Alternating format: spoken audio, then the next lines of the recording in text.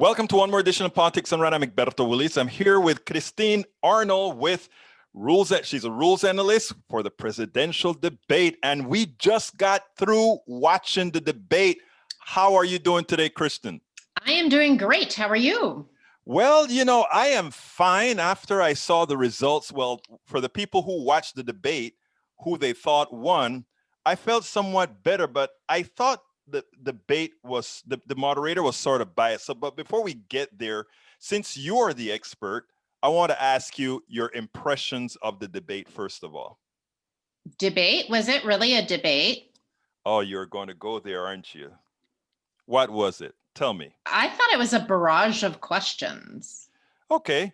What was your impression of the barrage of questions?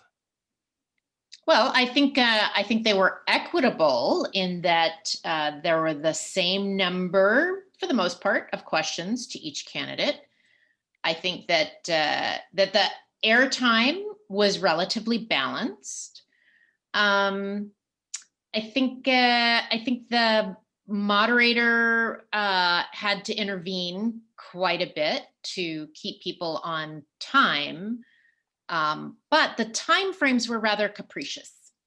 Well, I mean, I don't know, I didn't do the time, and I imagine that's your department. So I imagine you checked the time. But somebody said, after I sent a tweet out, somebody said, yes, Mike Pence kind of took over some, but by the end of the night, he only got 3 minutes more than she did. I don't know if that's a timing that you got or not. It's about a minute different. A 3 minute different, right? No, about a minute different. Oh, you calculated 1 minute. Okay, while watching it in real time, the impression was that Mike Pence was going over and over much longer. And it did. Yep. Did you get that impression? It felt that way. Why? But it really wasn't that way. The stats show pretty closely that he consistently went over and went over longer, but not terribly much in a moderator's world. Like, there's a certain amount of, let them finish. And he would get the cue from the moderator of thank you. And he would keep talking and she would do thank you and thank you. I mean, Kamala Harris, when she got the first thank you, she pretty much wrapped up her comments. Right. So Pence got intervened by the moderator about 2 to 3 times more frequently than Harris did. That's why I find it surprising that your calculations were only 1 minute, as opposed, given the amount of times that and not only that, I thought, and please tell me if maybe my eyes were more colored than it should have been, but I thought she was quite a bit more deferential to the vice president than she was to the senator. One example is when out of sequence, she gave him the opportunity to answer what I would call an attack by Harris. And she told him, you have 1 minute to answer that attack.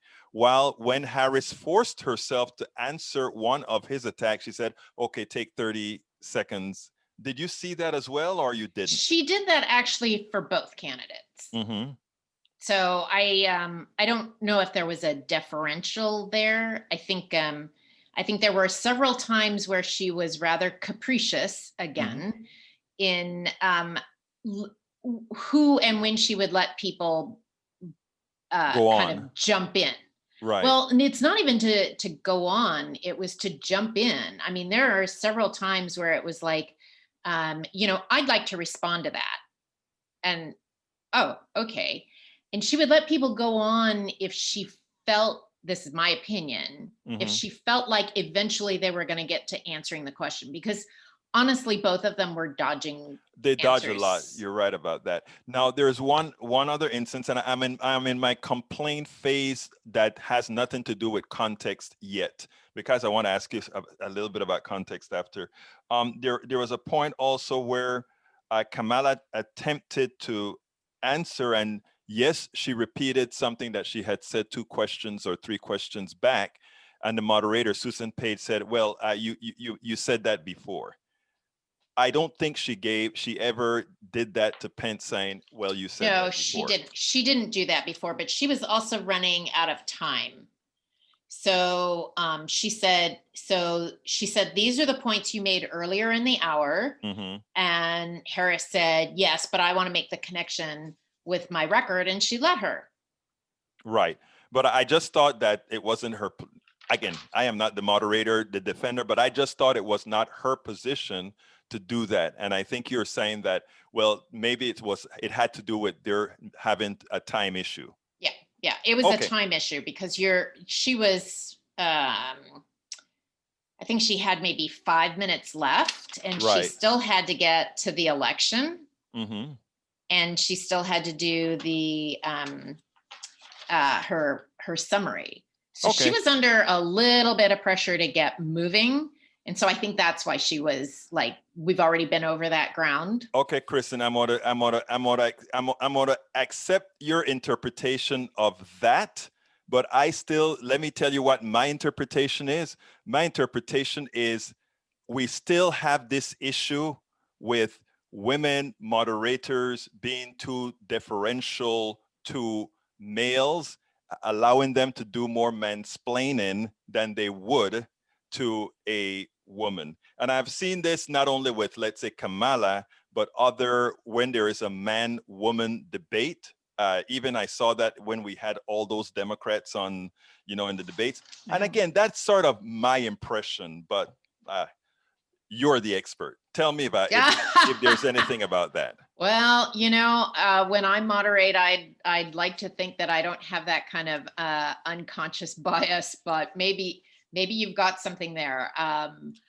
I see it mostly from I see it quite often from women proper. In other words, I see too many times women are not aggressive with the men. If you remember and you and I spoke during the Democratic debate, and if you would remember, sometime the guys would just take over, and we'd have the women sit back and not say much. And when they decide that they're going to do that, even the women that are moderators would kind of like, well, let's give the guy a chance to talk. That's and I'm a guy, and that's the impression that I got. Yeah, so in this case, I think both Harris has the chops to debate well. Yes. I think she came across fairly strong. Do I think that Page was deferential to Pence?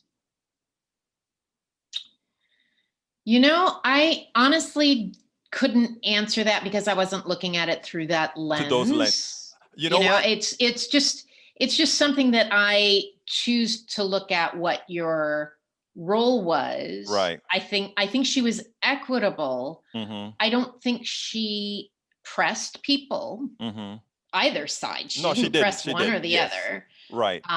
She didn't follow her own ground rules. So to me that speaks volumes to your ability to moderate. I think from a strategic standpoint, her MO, I think, almost leaned too far to compensate for last week. Okay, I got you. Yeah, I got you. Now I'm going to ask one favor of you as an expert, and that is, I find I find that this is something like, please drop me an email if you ever watch it again, because I find that when folks are from a particular aggrieved class or whatever, they're so set in their ways that we'll just disregard that and not even see that. Let's just work with the stuff at hand. So that would be a question. But well, I have to wonder, since you're bringing this up, because Biden does the same thing. Yes, he's much more deferential. He's like, and I've just run out of time. And whereas I think the Republicans classically in this campaign year have tend to just like say, okay, well, I'm gonna use the airtime that I'm given, and when I'm told to be quiet, then I'll be quiet. Right, exactly. So I think there might be a philosophical shift versus an aggrieved class comment. Okay, well, I'll take that. But maybe the Democrats are the aggrieved class. I don't know. Well, they must look. When let me tell you, when you have won the popular vote in the last 5 or 6 elections, and somehow you're not in power, and somehow most of the Supreme Court justices don't reflect you, and the whole second circuit courts and all of that doesn't reflect you, I think you're kind of an aggrieved party, because you have the popular vote, you have the people on your side, but you don't have the power where it counts. But anyhow, substance of the debate. What's your thoughts? Well, I don't really comment on the substance. I comment more on process. Okay. Like, was the process fair, equitable? Did the moderator do a good job?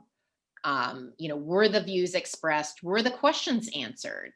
I think the follow-up was poor. When I say substance, I'm not talking ideological substance. I'm talking about whether the types of questions that were asked were the necessary questions of the moment that any moderator should have, given today's reality in the country. I think some were pretty soft. I thought so as well.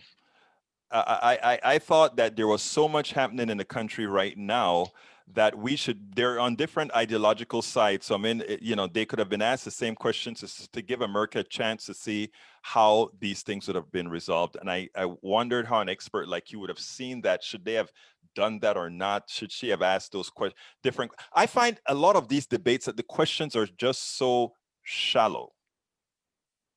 Well, I mean, they're not built to be a question that you need 5 minutes to answer. Right. Right. So just the inherent structure of these debates are kind of cringeworthy. And, so how much substance are you going to get when you only have 2 minutes to answer a question? So, I mean, the thing that I thought about this one is there was no consequence for answering the question or not. You could pivot it, you could answer it, you could answer the question before, you could change what you wanted. And I felt that they were doing a lot of their stump speech that I've heard in other places. And I would prefer to hear, what is your vision for the future, not how you compare or stack against your competitor. I mean, for me, this is the piece that's lacking a lot in our civil discourse right now, is we're too busy pointing at the other person. And even the questions are compare and contrast. How are you different than the other person? Versus tell us about what your vision for the future is. Tell us, how are you going to fund that?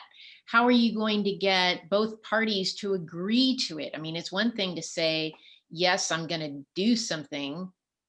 Okay, great. How are you going to get that done? How are you going to create that political will for that to happen? Those are some things that I would like to see. Well, Kristin, maybe the next debate, we may have to transition out of using one of these network people and ask you to get in there and get some of the work done. You're game for that? Oh, yeah, right. I don't think anybody's ever going to ask me. In fact, I had a friend of mine who texted me during the last debate, and they're like, could you please do the next one? Yeah, I mean, yeah, right. I mean, you sit down and you watch these and you really start to pull your hair out, because you think it could be so much better.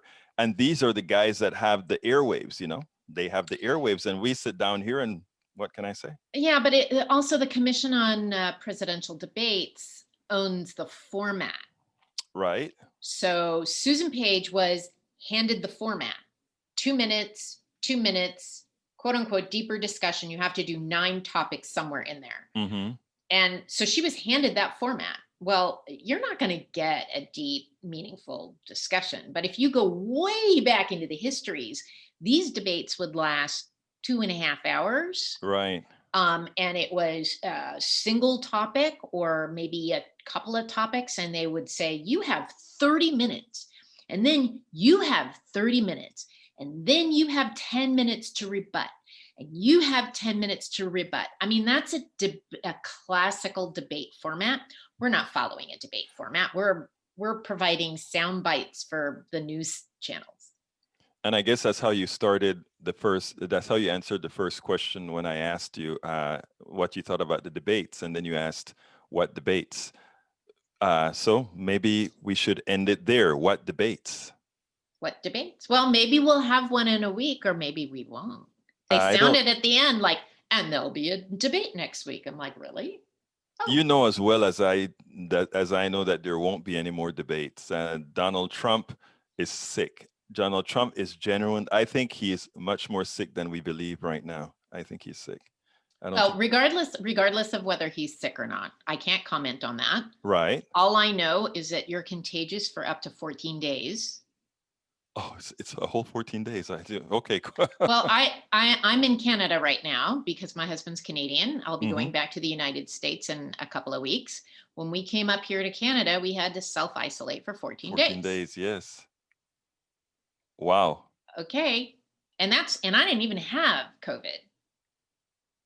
But Okay. Well, I would expect that anybody who has been exposed has a 14-day quarantine.